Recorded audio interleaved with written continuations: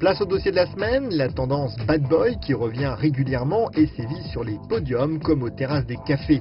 C'est à la fin de la Seconde Guerre mondiale, avec l'élection de Kennedy, qu'une nouvelle vague d'acteurs comme Marlon Brando, Montgomery Clift, Paul Newman ou encore James Dean imposèrent un style totalement nouveau. En rupture avec l'esprit East Coast et Homestones des waps américains bien pensants, ces modèles inspirèrent une jeunesse en perte de repères ainsi que son look. C'est tout un état d'esprit, une attitude rebelle qui a influencé la mode du XXe siècle, une tendance qui n'a pas dit son dernier mot. La preuve aujourd'hui avec le grand retour de la testostérone dans les vestiaires, c'est le comeback des bad boys et des vrais hommes, un revirement de tendance après les années métrosexuelles. Je pense que chez Lanvin, en fait, c'est plutôt une évolution qu'une révolution. La révolution ne dure jamais, l'évolution continue. Et je pense que chaque saison, on essaie de l'amener ailleurs, l'homme. Mais on regarde ce qu'on a fait dans le passé et si on a le sentiment qu'on a atteint un espèce de sommet, parce que par exemple, il y a 3 ans, on a commencé à introduire un côté plus fragile chez l'homme, qu'il n'y avait pas à l'époque. Et maintenant, quand je regarde autour de moi et je vois tous ces jupes, ces imprimés fleurs chez les autres, je pense qu'on a envie pour les hommes qu'ils soient plus masculins, de revenir un peu et de donner plus de force aux hommes. Donc chaque saison, en fait, on se pose les questions, qu'est-ce qu'il faut faire, quelle direction il faut prendre, mais c'est vraiment une évolution.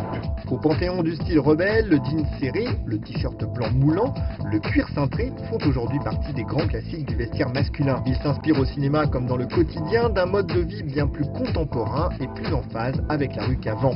Pour autant, on n'est pas dans le style loupard pour dessous, le bad boy se soigne façon haute couture avec Mad Men ou clinic wear avec Dr House. Je pense qu'il ne faut pas avoir peur d'expérimenter, d'essayer, mais après on se pose toujours la question, est-ce que c'est un vêtement qui est valable dans la vie de tous les jours pour les gens, ou est-ce que c'est un vêtement uniquement pour le défilé? Et si c'est uniquement pour le défilé, on le jette, on le sort. Le but à la fin, c'est de proposer des options pour les gens, avec des vêtements qui fonctionnent dans la vraie vie. Je pense qu'il y a de plus en plus d'hommes qui s'intéressent à la mode et qui n'ont pas peur non plus de s'affirmer avec ça. Donc non, moi je suis très positif. Cette saison, on ose donc des vêtements parfois un peu amples, influencés par l'esprit hip-hop américain, type doudoune chevignon XXL, pull en grosse maille, baggy en denim ou en velours. À noter aussi le retour du duffel coat un peu plus sophistiqué et l'absence chez les rebelles de gros logos trop bling. Ainsi, les boots en cuir du Dr Martens font leur comeback dans un esprit néo-punk adopté aussi par les BC branchés. On s'est aperçu il y a je dirais environ 3-4 ans, un retour de la viralité, du mâle, d'une mode pour les mâles, une mode qui fait mal avec des valeurs plus authentiques, un refuge vers le vêtement qui perdure, qui dure, qu'on peut transmettre. Et ça s'est notifié notamment par un gros retour du workwear. On l'a vu, le workwear dans toute sa splendeur. D'ailleurs la chasse, la montagne, le bûcheron, celui de la rue, la grosse doudoune, les Timberland, j'en passe, c'est des merveilles. Ensuite ça a dévié vers l'authentique, l'héritage, la mode à grand-papa, la mode à grand-papy qu'on récupère pour encore dans l'idée de transmettre. Et puis bien sûr le bad boys, le mauvais garçon qui lui n'a jamais forcément cessé de disparaître, même si son iconographie et son image se réadaptent saison après saison. Effectivement vous avez l'imagerie un peu biker des années 50, t-shirt blanc, jean, boots.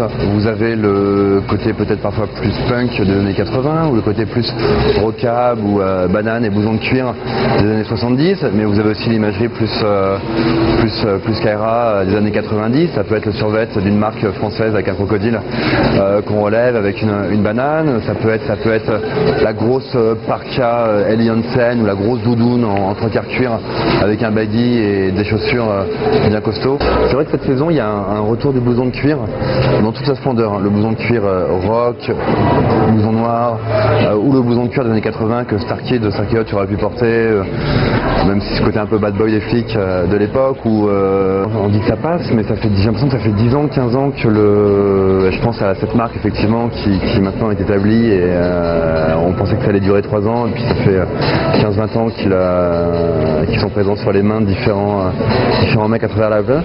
Le tatouage ne s'est jamais aussi bien porté que maintenant. Alors je sais pas trop moi ce qui va se passer dans 4-5 ans, mais c'est difficile de parler maintenant d'épiphénomènes ou de phénomènes. Je pense que c'est vraiment inscrit dans des habitudes stylistiques, que ce soit chez les mecs ou chez les nanas d'ailleurs. Gaultier à Galliano en passant par Deswear 2 ou même Dolce Gabbana, toutes les garde-robes masculines du moment passent par la bad boy attitude en s'affichant tatoué, cuir et motard. Un effet semble-t-il du développement du rap et du R&B, entre autres cultures urbaines, façon Joe Star, mais chiquisé par des matériaux et des coupes nobles. Bon, c'est vrai que tout le monde n'est pas Al Pacino dans Scarface, Joe Pesci dans Casino ou Vincent Cassel, mais le style à l'arrache et dans l'air du temps. Bref, fake it till you make it.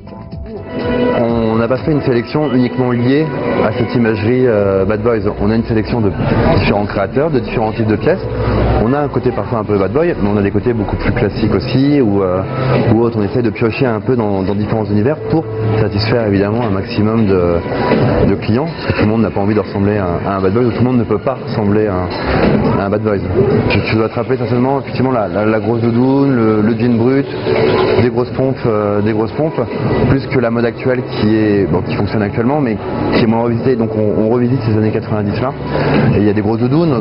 Je pense qu'on peut en voir derrière, c'est une marque Rocky Mountain qui pour le coup revisite à la fois le petit Sherling, le beige, la doudoune sans manche. Nous on est en train de travailler sur une collaboration avec Chevignon qui sort demain d'ailleurs, donc le travail est déjà terminé. Où on fait la doudoune un peu bleu nuit avec ici du crocodile, donc côté un peu plus chic, Bad Boys chic certainement. Force est d'avouer que ici chez Colette on va essayer de vous présenter des pièces du vestiaire effectivement Bad Boys, mais revisitées par des créateurs de prêt-à-porter. Donc il y aura forcément et fatalement une plus-value, que ce soit au niveau des coupes, au niveau des matériaux, au niveau du choix du créateur, etc. J'imagine que d'autres personnes revisitent ce vestiaire de manière différente, et ça existe aussi également dans la rue, dans les bureaux et ailleurs. Mais c'est important de jouer avec ces différents codes, c'est là où la mode devient amusant.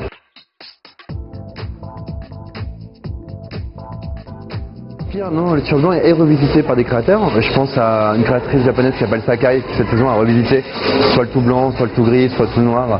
Mais effectivement, qui se coupe bien, qui arrive ici, mais qui a un effet de double poche. Par exemple, assez discret, mais néanmoins présent. Un petit détail ici de coupe. Mais quand on est dans je pense à d'autres créateurs, je sais que Margiela l'a fait aussi, ou Kimmel revisite exactement les t-shirts basiques. Il s'attale tout à cet exercice un peu. C'est compliqué de revisiter un basique parce qu'il faut vraiment, les puristes veulent garder ce côté très sobre. Alors qu'après, pour un créateur de prêt-à-porter, donner une petite plus-value mode, c'est pas toujours simple, mais néanmoins il s'y frotte.